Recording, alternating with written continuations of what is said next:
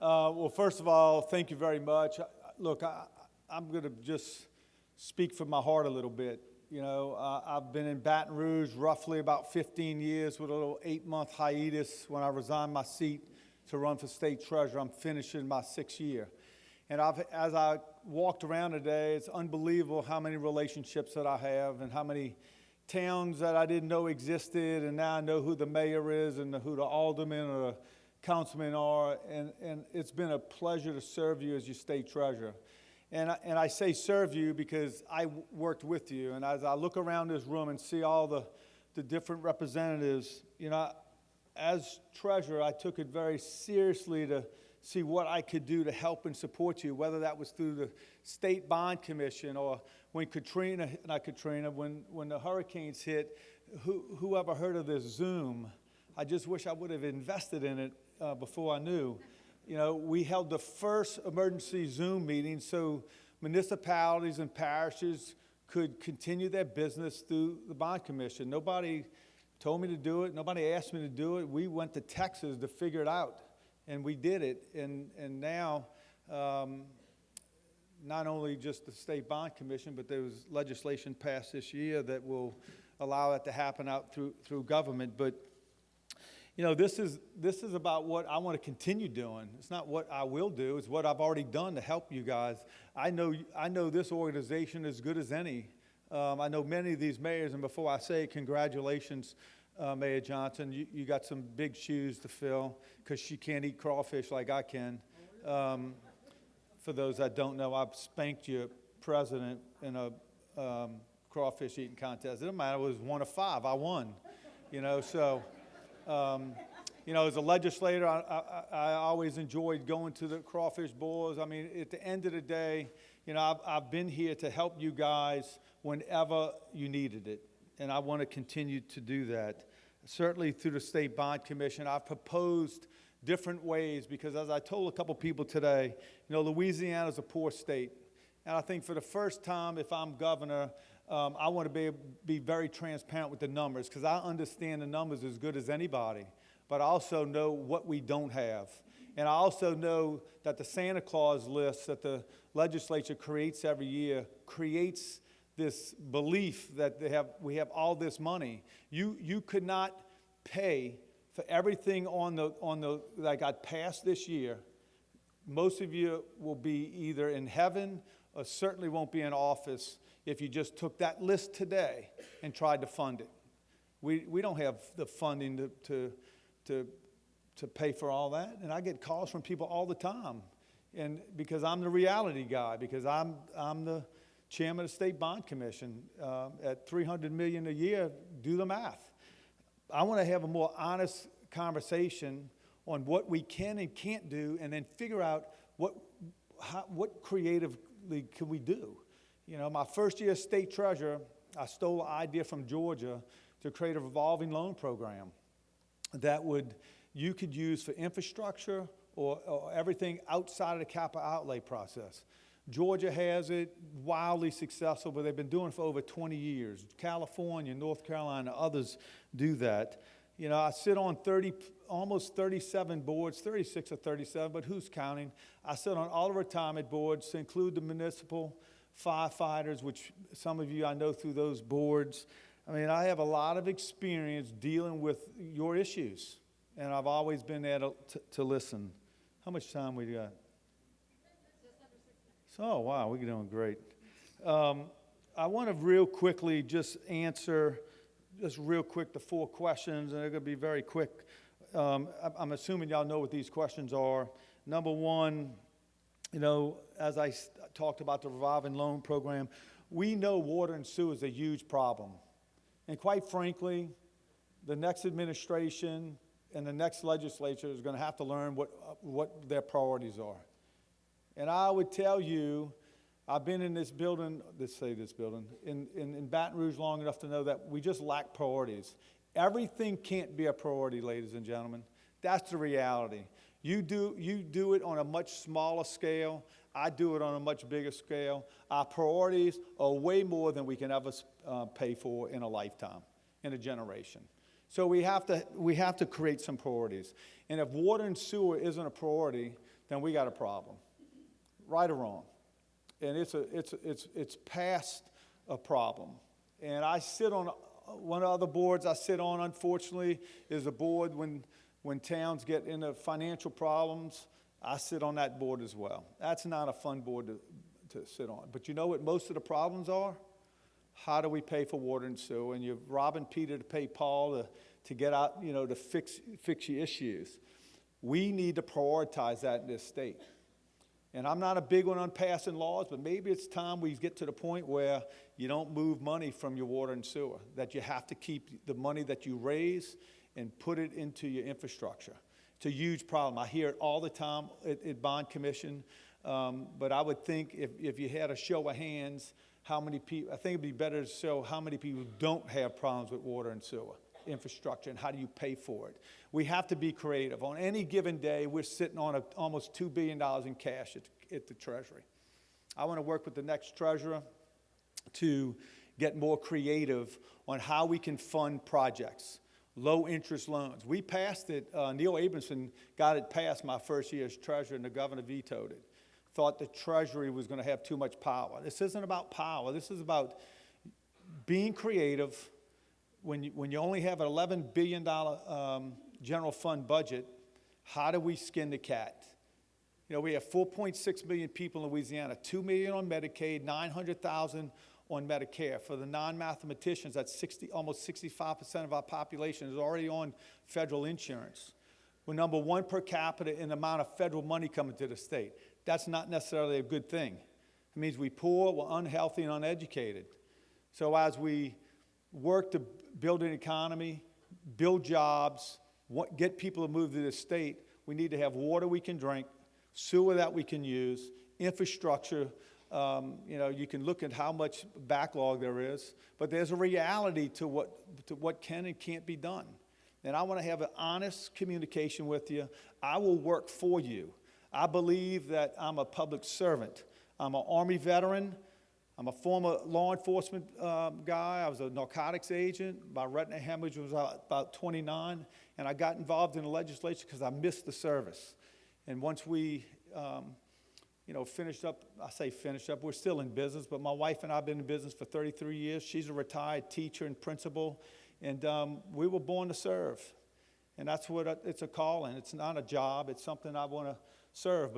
But I enjoy getting deep into these financial problems and how we fix it, because I don't care what anybody says. There's a lot of issues that go on in Baton Rouge. But at the end of the day, when the legislators in the last 24 hours of session are standing around in huddles talking, what do you think they're talking about? Think they're talking about your water and sewer? Are they talking about coastal erosion or this, that, and the other? What do you think they're talking about? Let me spell it for you. M-O-N-E-Y. The whole building revolves around money. Right or wrong? Think about your own meetings. At the end of the day, it's about the money. I know a lot about the money, and I can help us through those problems as we get through the next. This is not a 4-year fix. This is something that's going to take a generation to fix. So I want to be there to help work through those. Ellie and I are excited about it. Crime is a huge problem. I think even in a rural community, it's unbelievable how much time we spend talking about crime in rural Louisiana that we have to have just a zero tolerance for, period. And I have a degree in criminal justice and a background in law enforcement. And I love my career. Unfortunately, I say fortunately, you go from chasing bad guys to managing $60 billion. That's not too bad of a gig. But I'm looking for the big gig. I want to serve you as your governor. I don't believe in transactional politics. And for those that don't understand that, my wife says you need to sort of lay that out a little better. I don't believe in pay to play. I will not punish you for the decision your legislator makes. The governor has to be willing to give up some of this power. And I'm willing to do that because I don't think if a legislator makes votes his or her conscience, that it should cost you. That's wrong, and we need to end that practice in Baton Rouge. So I appreciate the opportunity to visit. I think you know where to find me. I got an unclaimed property booth upstairs. They told me somebody got $16,000. I don't know who that is, but I want to come see you. Oh, no, 1,600, I'm sorry. It's just zeros. It's just zeros. But if I could be of some help to you, it's been an honor to serve you as your state treasurer. As I tell people, it's been one of the best experiences of my life because you get to meet so many people from Louisiana, and y'all all got accents, and I don't quite get that. And, you know, Mayor, it was nice getting ribbed by you constantly, you know, but Mayor Johnson, please invite me back to eat some crawfish with you guys. Y'all have a great convention, and let me know if I can help you. Thank you. Look, I appreciate y'all inviting me here today, and I will be short and prompt because I know y'all got a long couple days ahead of you, but I want to start with this. Yes, my name is Stephen Wagasback. My wife and I, Colleen, are the proud parents of 3 young men. I call them young men. They're 20, 18, and 16 right now, and I'm the newest person in the race, and I got in for one simple reason. I'm tired of families leaving. I'm tired of losing to other states. I'm tired of our jobs, our people, our way of life going to other states, and I'm tired of seeing other southern states dominate when we slip behind. And y'all are the front lines. Y'all see it more than anyone else. You think about your Main Street. Think about how hard it is to keep your small business open. Think how hard it is for your high school graduates to stick around and become parents and grandparents in your hometown. It's hard. I'm running to help you get that done. You know, when I think about municipalities and specifically mayors, I think about the town I grew up in. I grew up in Gonzales. Back in the day, I can tell you stories about how Johnny Berthelot for years ran that city in a very responsible way, economic development-driven way, and I think he did a fantastic job. And Barney Arsenault, I don't know if Barney's in here right now or not. There he is, right there. He took the torch and ran with it and has continued that legacy to this day. My whole lifetime, I'm proud of how that city's been run, and I think that's fantastic. But if you look at Louisiana, I'm going to tell you one of the other biggest reasons I'm running for this race. I think the power of the governor is too strong. I think the power of the Capitol, y'all been tripping over the Capitol over the years as compared to being helped by the Capitol over the years. If you go back 100 years ago and you compare us and Texas and Florida, it was the 1920s. We had 1 million people more than Florida. We had about 3 million people less than Texas. Considering their size, I would argue we had the same starting line. But we made a decision in the 20s. We were going to put all the power, the money, the patronage, the control in a couple dark hallways in the Capitol. And we were going to say that's going to be our path to success. At the same time, Texas and Florida said, nope, we're going to trust counties, mayors, local businesses, local nonprofits, local leaders to drive our state's future. So we went in the Constitution, made the capital the king. They went in theirs, and they said locals. So fast forward 50 years, the 1970s. Y'all remember the 70s if you're old like me, or maybe a little more seasoned, I'll say. 70s were a good time in Louisiana. There was a lot of money coming in. That would have been the perfect time to take a look to our east and west and say, what have we learned over 50 years? Well, what's Texas doing? What's Florida doing? By that point, they were roaring, and they were roaring because of local leaders having local tools and assets to drive those states' future. So when we looked to the east and west, did we learn anything then? Nope. We doubled down on the old school approach. We doubled down on the Constitution that puts all the power in the Capitol, and we didn't learn that lesson. So 50 years after that, what happened? Well, that's today. I don't know what's going to happen. Neither do you. But I will tell you, last time we had a chance to pivot, we didn't. This is our 50-year checkup. And so I'm running to help us all pivot. And if my pivot's successful, yes, it will hopefully lead to a victory this fall. But more importantly for you, it will lead to a decentralization and empowerment to turn over Louisiana's future more to local economies, local people, local businesses. I'm not an anarchist. It's not going to be a slash and burn, dump on your back. But I'm going to work with you to figure out how do we begin to slowly push the control of the state's future onto you. I think that's our best chance to compete. I think that's our best chance to solve issues. When I'm done, I can promise you this, the office of the governor will be weaker, the power of the Capitol will be less. And I think over time that will lead to more good outcomes for the state and less families leaving over time. And that's why I'm running. You need someone who doesn't really need to be governor to run to be governor. And that's what I am. I quit a really good job to do this because I care that much about Louisiana's future. And if you think about all of y'all, think about to the first time you ran for office. The very first time you sat down with your spouse and said, hey, I got a crazy idea. Remember that moment? You probably ran because you wanted to make a difference. You probably ran because something locally happened that either ticked you off or made you excited or whatever. You probably ran because maybe your kid left or your neighbor left and you wanted to stop that train. Whatever your motivation was, you thought you were going to run and win, and have all the tools you needed to get the job done. And if I'm speculating here, I bet a lot of you over the years, now that you're sitting in that chair, you're saying, you know what? I don't have as many tools as I'd like to have. You know what? I don't have as many tools as my neighbors to the east and west have to drive outcomes. And it's frustrating for you. You got a problem. Yes, you've got good teams and you know how to fix problems, but you also know you got to go to the Capitol on bended knee and ask for help. And you know darn well that your friends in Texas and Florida don't have to do that as much as you do. That's not fair to you. And so I want to run and try to pivot that as best I can. That's why I'm in this race.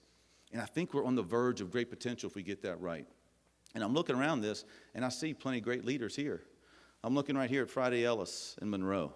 I think he's an awesome mayor. And I'll tell you one of the reasons why I think that. He invited me to come up there, and he brought the Site Selector Guild into Monroe. And he asked them, you spend a whole week going through my whole area. Tell me what we're good at, bad at. How can we improve whatever? And the big takeaway was, hey, there's a great opportunity for warehousing here. Your corridors are fantastic. If you put some prefab warehouses here, we can start rolling on that. But you know what he needs? He needs a partner at the state to go in there and say, all right, that's your plan. I can help you with that infrastructure. I can help you with that capital outlay. I can help you with those utilities, those ready-made sites. When we say shovel-ready sites, you may have some in your district. Are they truly shovel-ready? Has the state done its part to make sure they're truly shovel-ready? That's what I want to be. I'm not running to be the nanny state. I'm running to be the partner, the sidekick for you all. I think the local leaders are the future to our economic development success going forward. Now, that means you need revenue. It means you need resources. ITEP was one of the questions that came on that. Yes, I will keep the 80-20 on ITEP. That part of the order is needed. You need upfront skin in the game. You need upfront dollars. Not just because you need it to invest in infrastructure and law enforcement and schools as that happens. Yes, that's one reason why. But also, you need to be embedded in the economic development game plan. Over the years, ITEP didn't treat you as a partner. So when a new factory came in, you'd be thinking, oh God, who's going to pay for that road and who's going to pay for that school, busting at the seams? I want you to have the dollars on the front end. That way we're both hand in hand go and get those companies together. I think that's a big deal. The other piece is I really want to focus on revamping our high schools and our workforce development. We send way too many kids into this little box of a four-year college is the only way to success. We got to embed technical schools, local nonprofits, local training, so our kids can come out and be ready to work day one. If we do that, you're going to be able to attract industries, and I'm going to be your best partner to go in there and bring those blue-collar, white-collar, low-tech, high-tech jobs to your areas, and I want to help you get that done, and I want to be a great partner for you. So look, I don't have the answer to any question. Do I have a lot of ideas? I want to warn you, I do, okay? But I also understand that you may have a better one. And you need a governor that's not just willing to lead, but more importantly, it's willing to listen. And that's what you're going to get in me. And I think you're going to like being a partner with me because I've had the opportunity to look at good mayors like Barney and good mayors like Friday and learn from y'all. And I always think at the end of the day, government closest to the people is the best chance at good government you're ever going to have. And so I want to be y'all's partner there. And last thing I'd say is, John, Karen, other folks y'all send to the Capitol, they do a heck of a job. Now, Karen's tough to negotiate with, I'm going to tell y'all, okay? She has stared me down and beat me down a few times, but you know what? I can't wait to work with you and John and everyone else. So one of the questions you had was, what is the right liaison to have there? Look, you're all welcome anytime you want to converse with me, via phone, in person, whatever. But also I want to warn you, I'm going to be knocking on your doors a lot. I'm going to be in my car, driving up to you a lot. Because the only way you can really listen to the needs you have is to kind of be in your zip code, seeing it firsthand. And so your main streets are important to me. The death of Main Street in America is one of the biggest problems we have. I want Louisiana to be a pivot point for all of that, and that begins with a governor who's willing to deploy as many assets and power as possible to locals, listen to you, and be your sidekick anytime you need it. So that's why I'm running. That's why I would love for you to kind of kick the tires on me the best you can. Learn more about our campaign. Our website is wagsforla.com because I've learned a lot of y'all north of I-10 don't know how to pronounce Wagaspack. And so WAGS is an easier way to do it. So wagsforla.com, check me out, let me know. I'd be honored to come visit you and anyone you want to in your hometown, either as a candidate or hopefully as your governor pretty soon. So thank you all very much for having me today. How y'all doing today? I hate to single some people. Is Jason Willis in the audience? Is the mayor of St. Martinville? Jason, are you?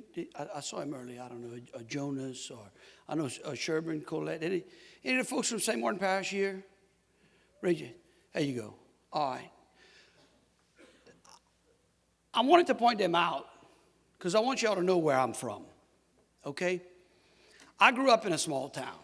And in 1996 or 97, I was running a small business, and I had gotten asked to be the economic development director for a stint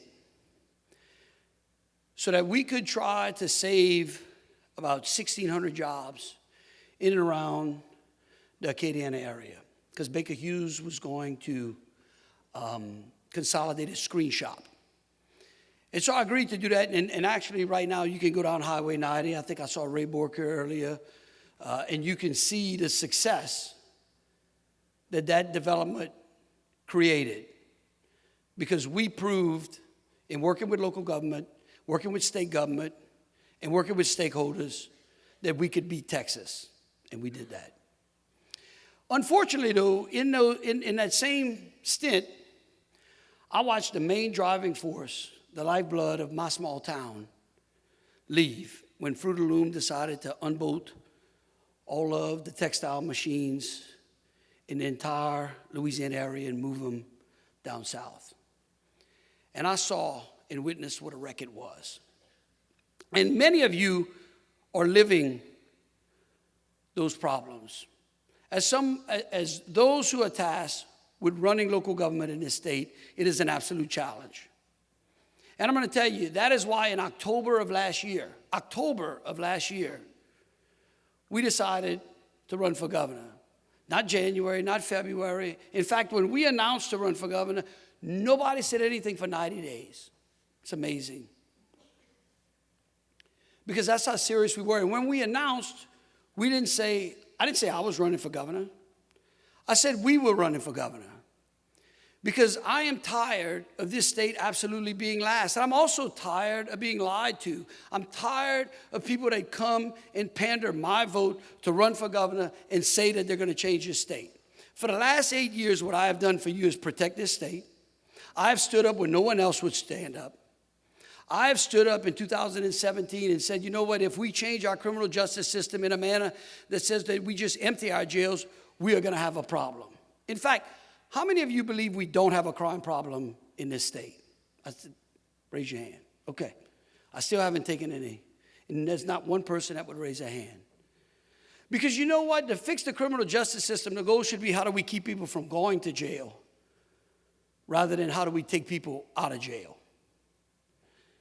And sometimes good people do bad things and they deserve a second chance. But when bad people do bad things again and again and again, they deserve to go away for a long time because they wreak havoc on your communities. They endanger your law enforcement officers and the people and the neighbors that you near and dear love. That's why when we worked on and received $750 million that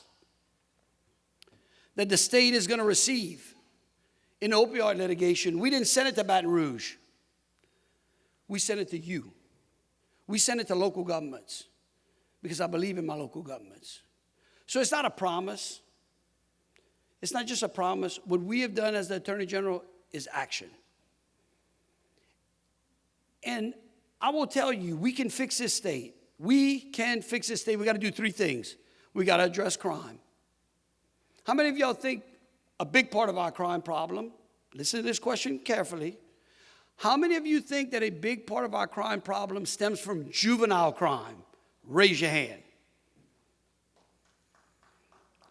All right. Maybe our juvenile crime problem is tied to our poor educational problem. How many of y'all think about that? Do you know, well, let me ask you this question too. How many of you would trust the state of Louisiana to raise your child? No takers, huh? I would trust her. I would. I mean, I know that y'all may have sheriffs, DAs, judges, other people that you would trust if something happened to you to raise your child, not the state of Louisiana. You know how many educational opportunities are in the detention facilities in this state?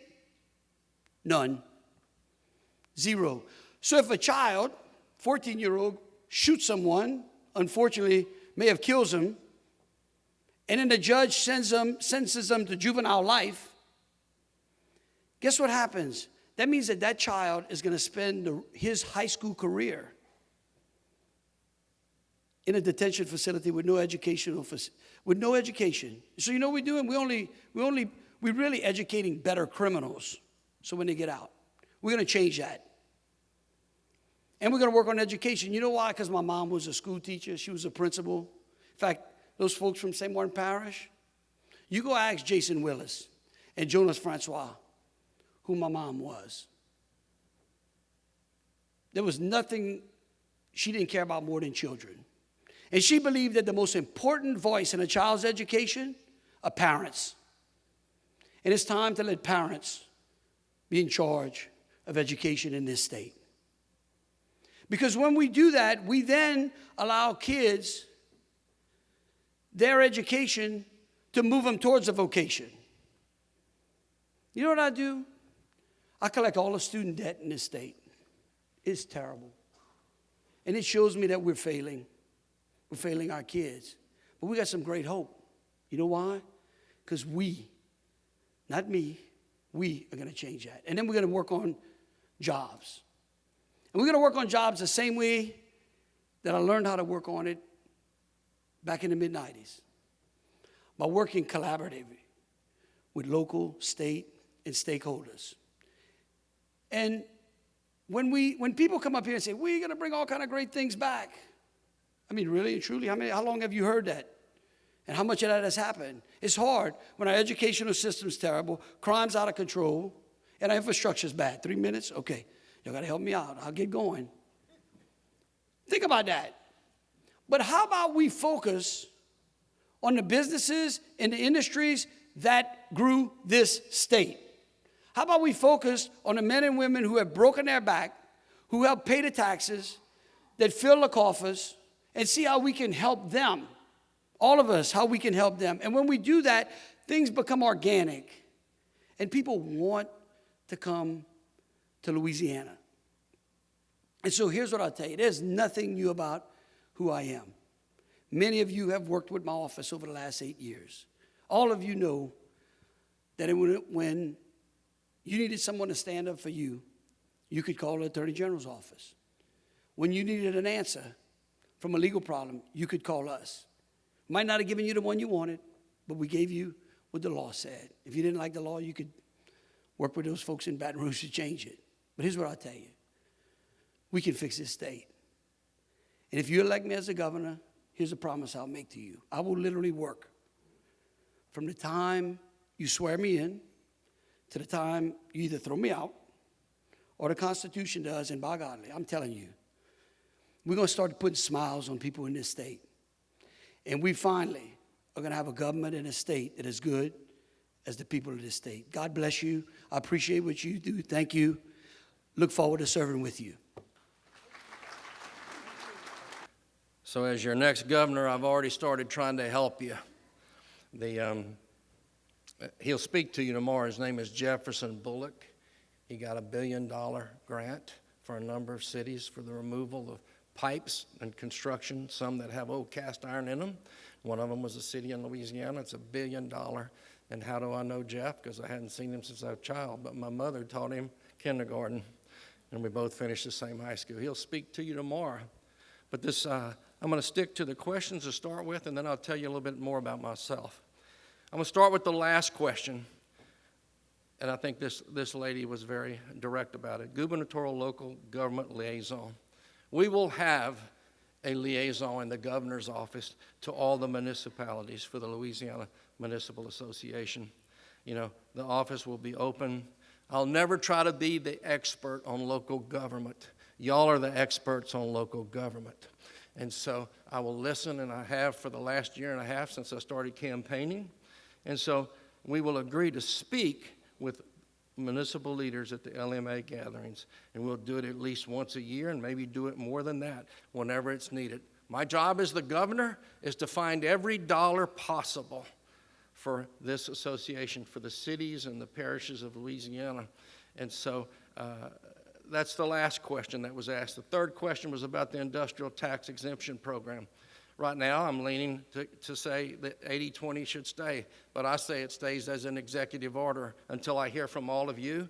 That was the first question asked me in the first meeting that I had when I said I was going to run for governor. What do I think of ITEP? Because there's differences of opinions on it, but I want to hear your opinion on it.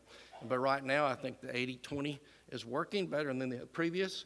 Whether it would be codified or not, that's one of the questions I want to wait to hear before I suggest to the legislature they try to codify that. The other question was local taxing authority. Would you be supportive of protecting the local sales and use tax of municipalities and local governments by repealing or limiting the enactment of exemptions or exclusions mandated by the legislature? Again, I want to hear from you, but I've seen what happened in the past.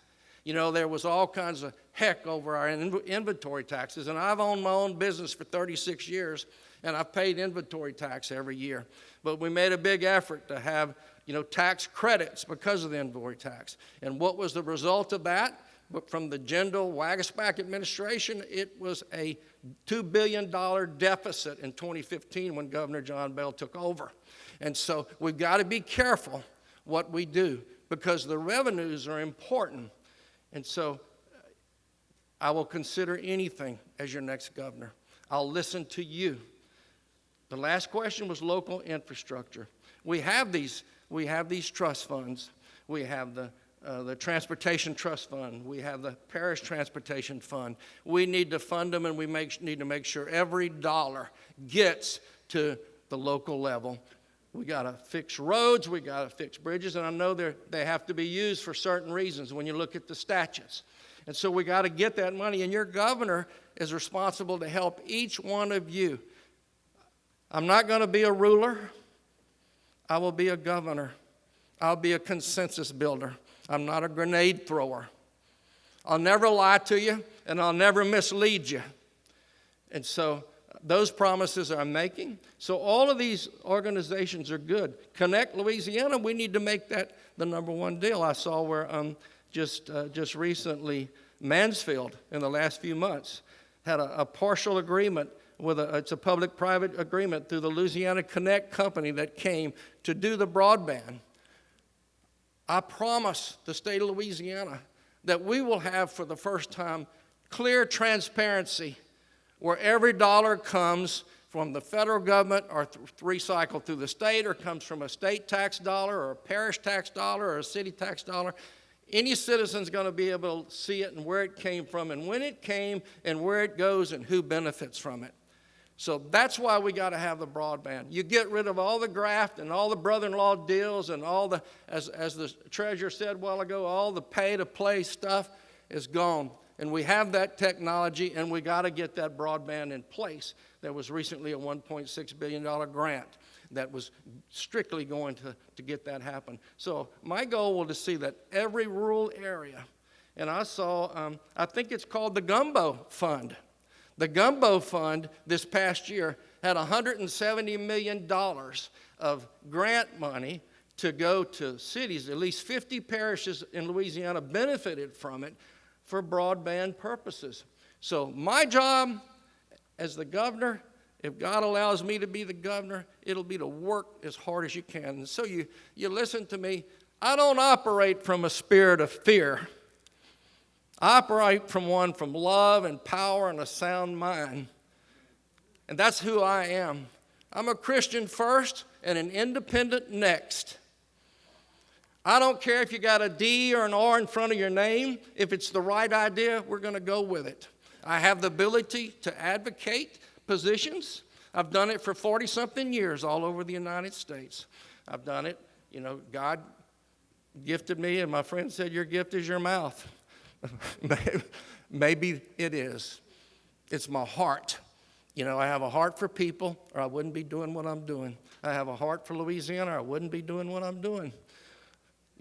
I want to see, it's not about the future of our children. It's about now for our children. It's now. And yes, if you've heard my radio commercials, if you've seen the push cards, it is about education, poverty, and crime. Education, they're all linked, and education is the solution. You know, we can start when they're 3-year-olds. I know the legislature's done a pretty good job in recent years trying to push more money to pre-K. And yes, my mother was a kindergarten teacher. My sister's a retired kindergarten teacher. And I hadn't seen Jeff Bullock in probably 40 years. But that's what we got to do. And we can change the incarceration rate, because illiteracy and incarceration go hand in hand. And nobody wants to talk about it unless they want to criticize a candidate. We are the #1 poverty state, and I think that can change. That changes, and I think this room is what changes that. And we attack it, and I have a plan. The plan is, I have a vision that's focused on a lot, Central Louisiana and North Louisiana, and all the colleges and universities and the trade schools and so forth. And education is very important. They've made that point clear, and the other candidates did too. So we start and we do it. But getting the money to the municipalities to fix this. My niece was at a college in Jackson, Mississippi last year. Freshman playing basketball. And the infrastructure of Jackson went down the tube. There was no potable water, there was no sewer, there was no nothing for months. And she was a freshman in college. So they had them in tents. They were giving them showers on the grounds. And this was several colleges in the whole city. As your next governor, I'll do everything I can to assist you all to never let that happen in any town, municipality, or city of Louisiana. Go check it out and see how bad it was. So we got to take care of our infrastructure. And I think I've answered the questions, but we go after this broadband first. And there is money out there. When I talk about fixing poverty, I mean, the lieutenant governor knows about it. It's called Main Street money. There's grant money that we could start in every main street. You know, Ruston's done it. Natchitoches has done it. We can take all these cities that have gone south, and we can do a facelift. And then we can use our local community colleges and our kids that come with trade educations. I mean, because nowadays, you know, a plumber, the old joke about the lady says, man, she hired a plumber. She said, man, you charge more than my lawyer does. And she said, yeah, I used to be one. I'm the plumber now. And so they make some money. So we want our kids to be involved in the trades and so forth. We can transform. We can improve Louisiana. And so I'm going to tell you that I have faith. I love this state. You know, I have 3 grown kids. One's a fire captain, one teaches at the college, and one's a ship captain. I had one that finished Louisiana Tech. I had one that finished McNeese State. I had one that finished LSU. I have 6 grandchildren. The last one was born on the 4th of July, and I named him Firecracker, if my daddy lets him go. So that's who I am. Thanks for listening to me, and God bless. Good afternoon and greetings, friends. This is not my first time coming to this convention. I've been coming to this convention for the last 20 plus years, and nor will this be my last time coming to this convention. I stand before you as a candidate for governor, Sean Wilson, after 25 years of public service, working in Democratic and Republican administrations, working with you all, working with local governments. I stepped aside on March 5th and retired to offer myself to the citizens of Louisiana as governor of the state of Louisiana. And on March 6th, I announced my candidacy, and it's been a whirlwind experience traveling all 64 parishes. And so I'm going to spend a little time with you talking about what I know is important to you. The first thing that's important to you is to have your needs met and your questions answered. So I'm going to play by the book. I'm not going to talk about things that you didn't ask me to talk about, and if I have time, then I'll talk about what's important to me, not necessarily just to you. As governor, I will maintain an open and communicative relationship with LMA as well as its members. Whether you're a mayor of a big city or small town or village, I will have an open door access policy to you as I've had for the last 25 years in my career. You see, I know and I believe that you believe that relationships are foundational to our collective and collaborative success because we've done it together over the last 2 decades as I worked. You have no need to worry about having a liaison in your office because you will be able to liaison with me. But I understand how important it is to have mayors and folks who worked in local government come to be in state government, and I intend to have someone in my office at the highest level as a part of my senior cabinet, and I will go a step further. I will tell you we should have those individuals in every one of our departments, because when I became secretary, I said first and foremost we have to be collaborative. And so I believe in making sure that we have that kind of partnership in every agency that serves under my leadership. I'm no stranger to public service because guess what? My first job was in a local government. My job as a student was in local government, and I will continue to serve and work with local governments. As a result of me understanding what's important to you about your taxing authority, I'll talk a little bit about that. There's no better person who's going to come and stand with you on those issues because of where I've worked and how I've worked and how I know the resources are spread.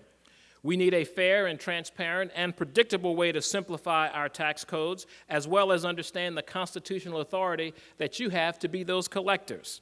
You see, I know that there are technological solutions that can solve all of our issues, but we need to do it in a way that doesn't infringe upon your ability to run your government, because that is what this state is made of. We also have to find a way to simplify the process for businesses, and we need to sit at the table together, you and I, with businesses, to talk about how to simplify and make that process more efficient.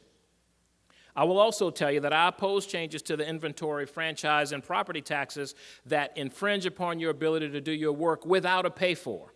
You will hear a lot of candidates potentially here today and some in some other places that will talk about making changes. Those changes can be significant, but unless you're going to address how you replace those dollars or get rid of those needs, and you'll never get rid of local government needs, it doesn't make sense to have that conversation. So you need a pay-for before you walk away and make those changes.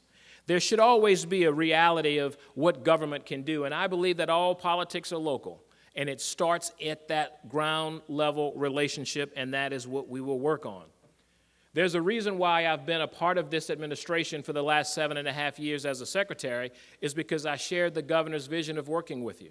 So when it comes to ITEP, I'm the only candidate that on day one said we're going to keep it. And you will hear people talk about the 80-20, but you're not going to hear a lot of people talk about letting you have the authority to make those decisions if you choose to give up money. The reality is, because of those changes, over $250 million has stayed in 20 parishes alone to pay for local government, like streets, like police forces, like education, like libraries. All of those things are fundamental to your local government. And so, yes, I support the 80-20, but I also support you all having a voice, because the citizens elected you, and the citizens passed those taxes that the state has historically given away without your permission, and that's not partnership in my book. I served on Commerce and Industry for nearly 5 years, and I've stood with you, and I will continue to stand with you. You should also be in the driver's seat when it comes to your resources. Not the government, not the legislature. It should be a local government decision.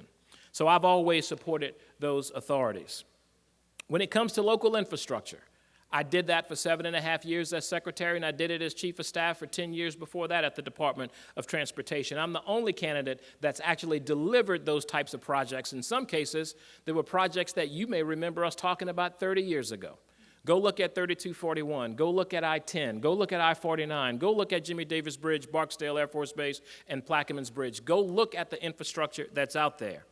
You see, in my time as secretary, I worked with Republicans and Democrats in the House and the Senate, and we passed for the first time in over 30-plus years a dedicated revenue stream going to highways, roads, and bridges that starts this year. When I was secretary, I committed $300 million that could have been spent on my roads at the Department of Transportation and said, no, let's put it on your bridges, because your local bridges are just as important as our state bridges. Your citizens don't care when it's closed or who owns it. They just want it fixed. When you think about the flood control program, I'm the guy that made it a grant program and not something that you can just borrow and have to pay back. I'm also the guy that put more money in it after 2016. Instead of a measly $8 million, it got $20 million a year. That is called investing and partnering with local government. I will tell you, I've also partnered as secretary to write grants on behalf of local governments, and then were successful at doing it and even agreed to administer those grants because the locals may not have had the resources, but we did it with their authority and their decisions. In my 7 years as secretary, remember, we put out over 2,000 projects worth over 7,000 miles of improvements and over $5.5 billion, the most we've ever done in that short period of time. I'm very proud of working with you to make those decisions and working with our legislature to make those decisions happen. In terms of capital outlay, we have a large amount of money that's coming there, and guess what? We're going to have a large legislative turnover. And we need to work to make sure we fund those priorities, and you have to do it with continuity of commitments that we've made, because your legislative delegations have worked hard to get your dollars in there, and I'm committed to making sure that we fund those projects. And when we do that, let's start looking at real estate priorities to make that happen. You're concerned about LGAP and CWEF. Those are amazing programs that help local governments meet their responsibilities. I'm committed to increasing those numbers.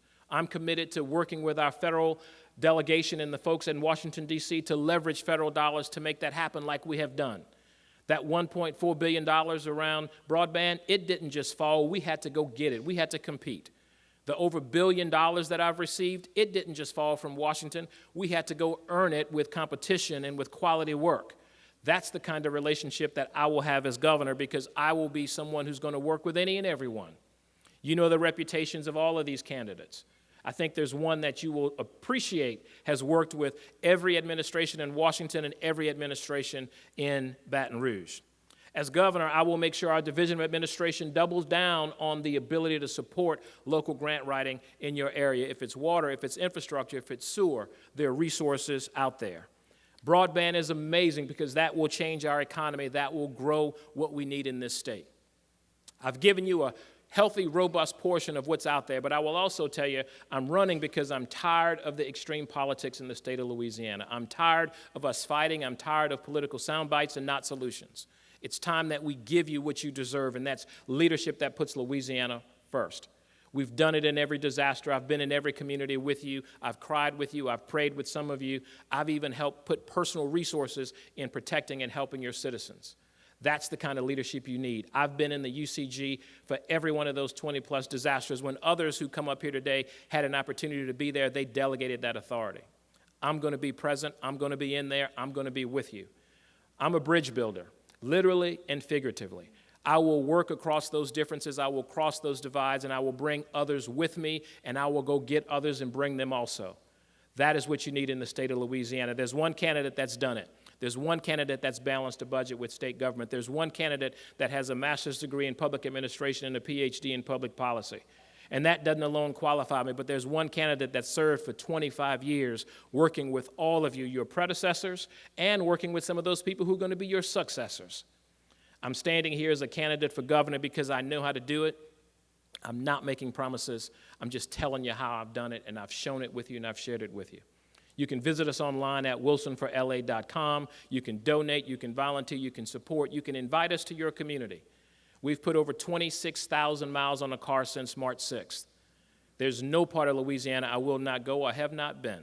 So God bless you, God keep you, and please pray for me, pray for all of those other candidates, and at the end of the day, when you go to the poll, vote for what you know is right for Louisiana.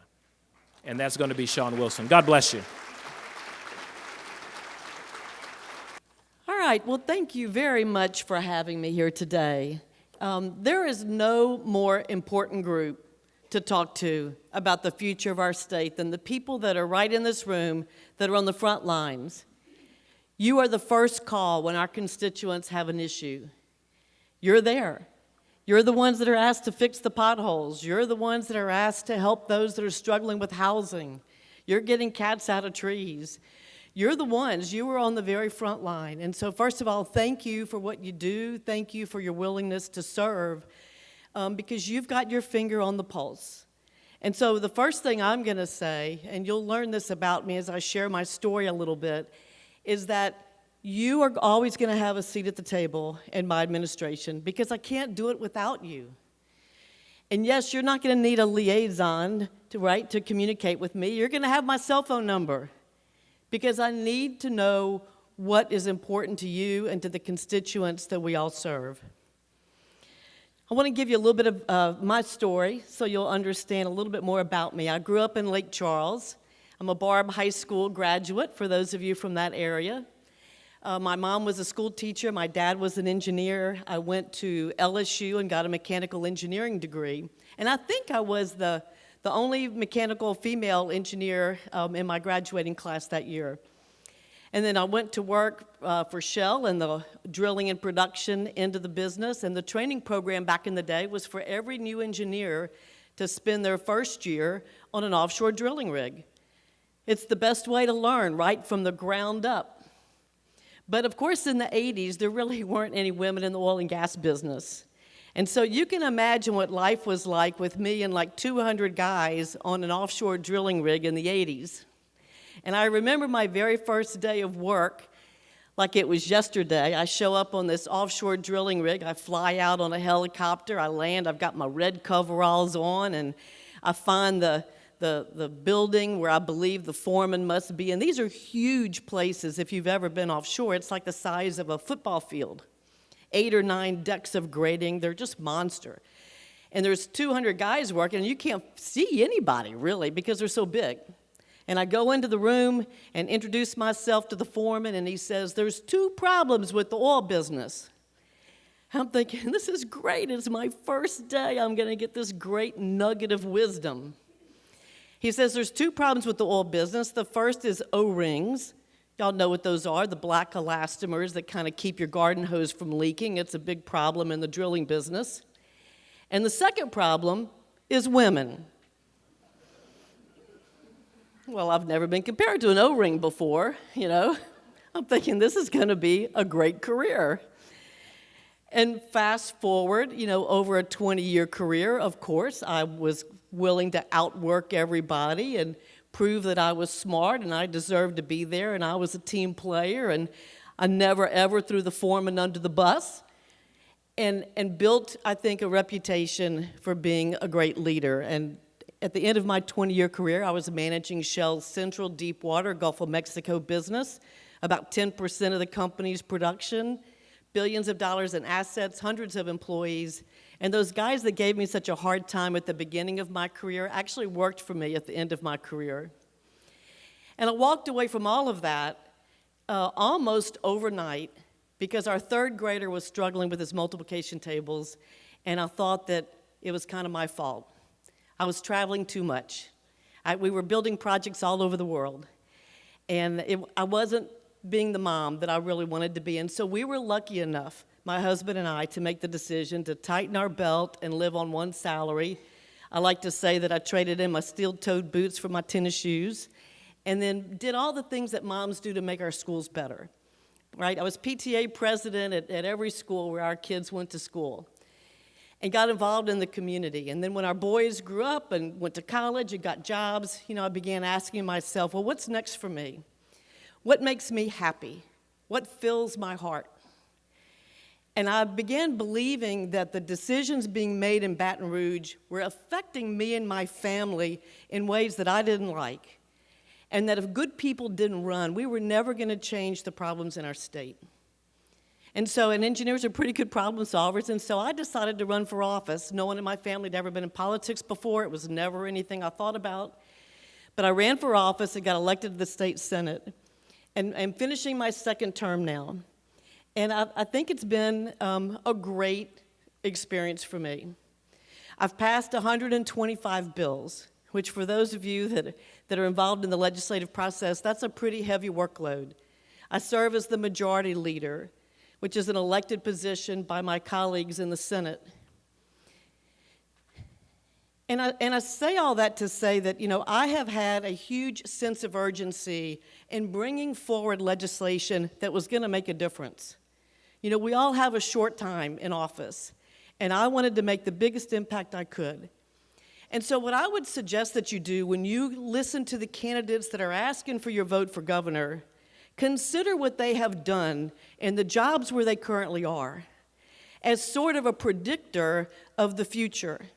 Because everybody sounds pretty good, and everybody's got a pretty good story on what they're going to do when they're governor.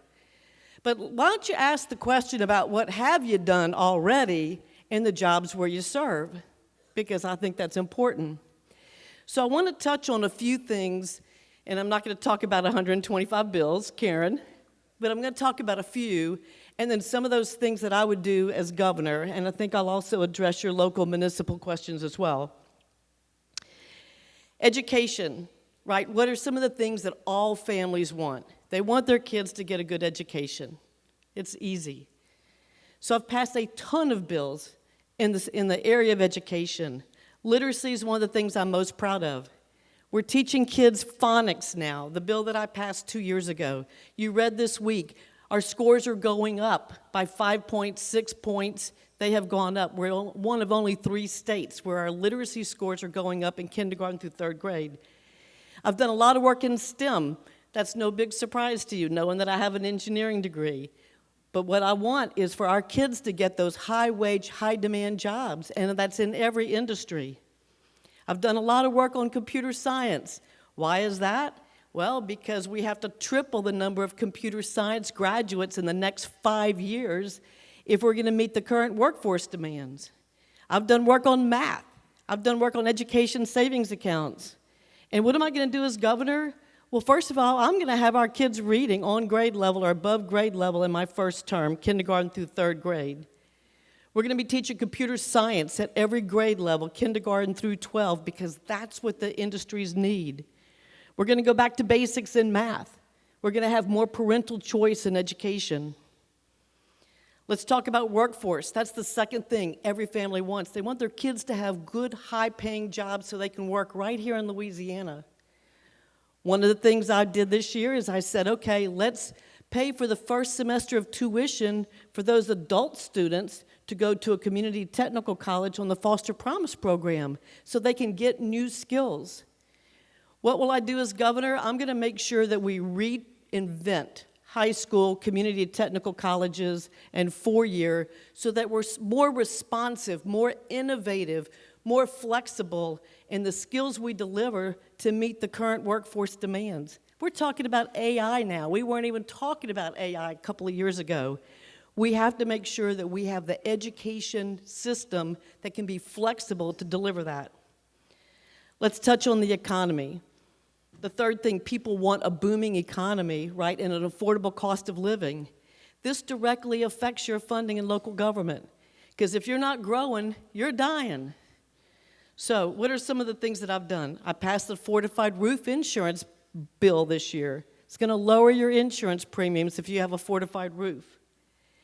As governor, what are some of the things that we can do that's going to help local government and your communities grow? Well, we certainly have to keep the ITEP program in place. And I agree with the 80-20. In addition to what I'm going to do is I'm going to give you access to economic experts that are going to give you more information to make informed decisions, right, so that you understand both the cash flow today and the forecast in the future so that you have all the information you need to make good decisions. We're going to eliminate the state income tax. People are going to come to Louisiana when we have no state income tax. That is one of the biggest issues that people raise as why we don't have industry wanting to come to Louisiana.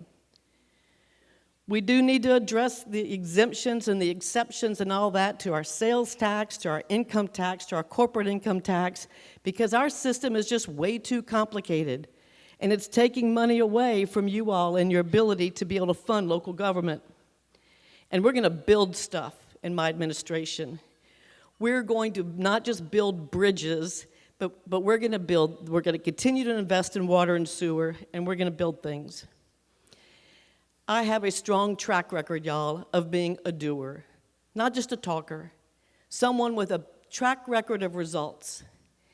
And I don't think you're going to find anybody better than an engineer in the governor's office. We've had our time with lots of lawyers, but what if we put a real problem solver and not a politician in the governor's office? I would love the opportunity to do that and to work with you all. I'm Sharon Hewitt. You can go to SharonHewitt.com. I need your prayers, I need your vote, and I need your support. Thank y'all very much. Thank you. Well, thank you, everybody. I'm Representative Richard Nelson. I represent Mandeville on the North Shore of Lake Pontchartrain. Thank you for sticking to the end. They tell me I talk fast and I have a lot of energy. I guess that's why they put me last. But anyway, I'll address first the number one question probably on all y'all's minds. How old is this guy? So the answer is 37. I think that's where I get some of my energy from. I don't know. But so I grew up in Mandeville. I was valedictorian in Mandeville High. I was an Eagle Scout. Went to LSU after that, got a degree in biological engineering. Graduated at the top of my class, did it in 3 years, and hadn't had enough of LSU football yet. So I stuck around for LSU Law School. Went to LSU, graduated at the top of my class, and then I wanted to serve my country, go see the world. Joined the Foreign Service, U.S. Department of State. Moved up to Washington, and then spent 7 years in the Foreign Service as a diplomat and a security engineer, basically protecting embassies overseas from terrorism and espionage.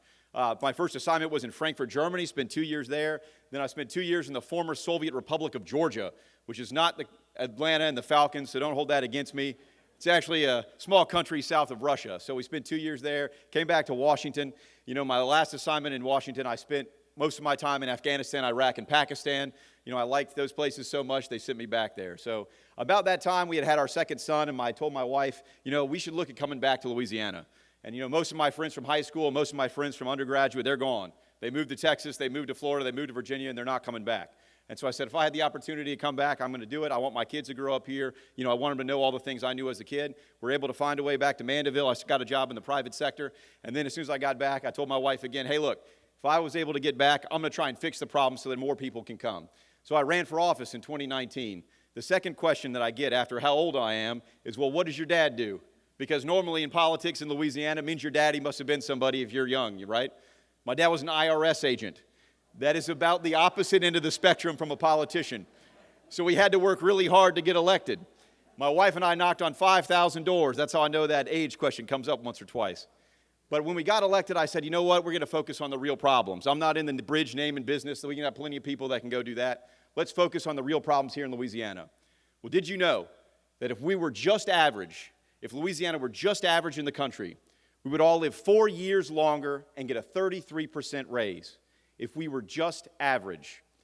And this is from somebody I've never in my life aspired to be average, but we should at least expect it. That is the cost of bad government. 4 years of your life and a 33% raise. So how long has this been going on? Does anybody know the last time Louisiana added a congressional seat? The last time we actually grew faster than the rest of the country? 1910. 1910. That was the 8th congressional district. The 8th congressional district was anchored right here in Alexandria. They took it away in 1990. Our population growth didn't keep up with the rest of the country. Then they took away the 7th congressional district in 2010. The feds are fair guys. They take one away about every 20 years, every other census if you don't keep up. Guess what? We are on deck to lose the 6th congressional district in 2030 if we don't do anything different. Right now, we're losing 40,000 people a year. 40,000 people a year. I bring this to your attention not to despair, but to tell you we need to do something different. We need to do something different. So in the 20s and the 30s, there was a governor named Huey Long. He said, I'm going to change Louisiana forever, and he did. What he said and what he did was put all the power and control in Baton Rouge. He said, if you're a local government, like y'all, if you're a business, you're going to have to come to Baton Rouge, you're going to have to kiss the ring, and you're going to have to beg to get things done. And that is the same system that exists today. You can see it with all this budget fights and all these other things. Everybody's fighting to bring their money home. We put all of our money, especially through the income tax, we send it all up to Baton Rouge, and then it puts it on the roulette wheel of state government. And you know what? If you're a chairman of the committee, if you're on good terms with the governor, you get a splash pad. But that's not a way to run a government. When you look at states like Texas and Florida that have grown 6 times faster than us, it's because they don't run things that way. They keep more money locally, they raise it locally, they spend it locally, and they're not relying on who's in charge in Baton Rouge to get things done. And so I brought a bill in 2021, the second year after I got elected, to say let's throw out 100 years of Huey Long. Let's rewrite the tax code in Louisiana so we can look at like these states that are actually successful, that are attracting people, including significantly from Louisiana. And so that bill got rid of the income tax. It got rid of a lot of the exemptions and exclusions and everything else. It touched sales tax, property tax, everything. One of the things we talk about, ITEP, it phased out ITEP. It says, hey, look, the state government shouldn't be in the business of telling local governments how much money they can get. That's not the right thing to do. That doesn't happen in these other states. And so it made sweeping changes. I brought that in 2021. You know, it was an idea to throw it out there. Everybody said, you're crazy. You're crazy. You can't get rid of the income tax. Well, guess what? Half the people on this stage today probably said, we need to get rid of the income tax, right? Well, I'm the only one that's actually brought bills to do it. I've researched it ad nauseum. I had a study committee last year that said, let's go through and flip up all those couch cushions and let's see how we can actually get it done. And we did that. The LMA came and testified in that committee. We took all those notes. I brought another package of bills this year to do the same thing that's more refined. And I'll tell you, that's what I'm going to do as governor. You don't have to, you don't have to just imagine it. You don't have to take my word for it. You can go read the bills. It's a few hundred pages. I hope, it'll keep you up at night. But at the end of the day, that's really where we need to go. We need to throw out this 100 years of Huey Long, and we need to make it like these states that are successful. Florida and Texas, like I said, grew 6 times faster than us in the last census. The second thing that I focused on a lot is education. I have 3 boys, 9, 7, and 5. So this was something that got thrown upon me with COVID. My wife and I had to teach them how to read, and we said, well, what's going on in Louisiana? How come we struggle so much with literacy? How come half our 3rd graders can't read on grade level? And so when I looked at that, we said, well, let's look around the country. What's working? Well, our neighbors in Mississippi in 2013 passed a package of bills that since then, they were 49th in 2013 when they passed that, and there was one step below us. We're 48. So since then, now they're 21st. And we're still at the bottom in the 40s. And so we said, well, why don't we do that here? So I brought a bill 2 years ago that said if you can't read at the end of 3rd grade, you get held back, you get extra training, extra tutoring before you get promoted on. That's exactly what Mississippi did, and they've had astronomical results. So I had that bill. I passed it this year. It's going to go into effect 2 years from now, and that's going to change a lot of things. Because if you can't read, guess what? You're not going to graduate from high school. You're not going to get a good job. You're not going to go to college. All these things you're going to struggle with. So it's a proven policy to actually fix things. It has to be implemented well. It has to be implemented by the governor. But that's what I'm going to focus on, something else. A few other things you got to look at. High-quality teachers. High-quality teachers. There's no education system in the world that is higher quality than its teachers. Guess what? If you're a 20-year teacher, 20-year veteran teacher in St. Helena Parish, do you know how much you make a year? $33,000. After 20 years as a teacher. That's unacceptable. I think we need to raise the standards for teachers, and I think we need to raise the pay of teachers so we get the best and the brightest going into teaching. I think that can turn it around. I think early child education is another thing that we really got to focus on. And so early child education, when you're looking at this generational poverty that we've had in Louisiana forever, I think if you can get kids early, if they can walk into kindergarten and they've tried to read before, they know their colors, they know their numbers, they know how to play with other kids, then you can really close some of those generational gaps that have been there forever. So that's one of the best things. Of all the stuff we spend our money on, I say early child education gives you one of the best bangs for your buck. That's another thing we got to focus on in education. And the last thing I'll talk about, and the last thing that I know is on a lot of people's minds, insurance. Insurance. We are in the middle of an insurance crisis in Louisiana. So I'm in St. Tammany Parish. I'm used to people telling me they're moving to Texas and they're moving to Florida. But when they tell me I'm moving to Mississippi because they have more affordable insurance, that makes me mad.